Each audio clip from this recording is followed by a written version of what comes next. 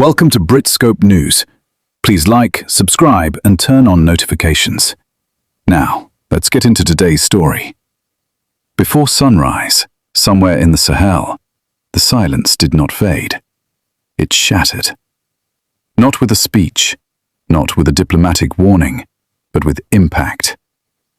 In 4 days, 4 military bases in northern and eastern Burkina Faso were hit. At least 10 lives were confirmed lost. Installations designed to project power were left in ruin. A nation that had been quietly climbing the charts of global instability suddenly found itself at the very top of the global insurgency index. But pause for a moment. Is this simply another wave in the decade-long storm that has consumed the region since 2015?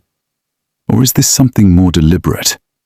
Pressure applied with surgical intent at a moment of transition.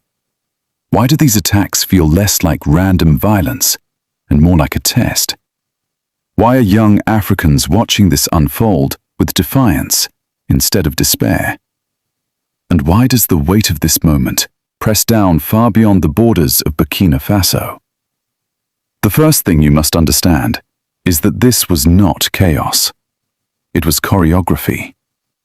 Over 4 days, military installations were struck in a sequence that cannot be ignored. This was not a roadside bomb catching a patrol off guard. It was not an isolated skirmish that got out of hand.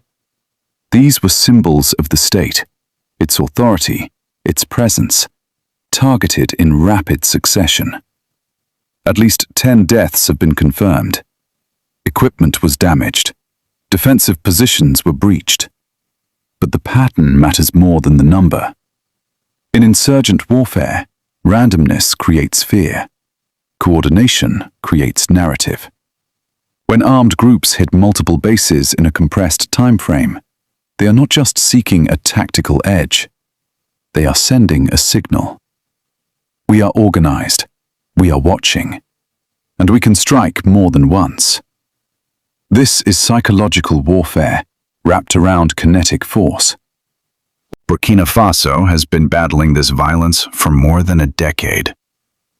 Since around 2015, insurgent groups linked to broader Sahel networks have spread across rural provinces, exploiting porous borders and weak infrastructure.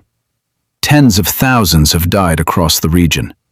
This is not new ground, but the intensity of synchronized attacks introduces a different layer.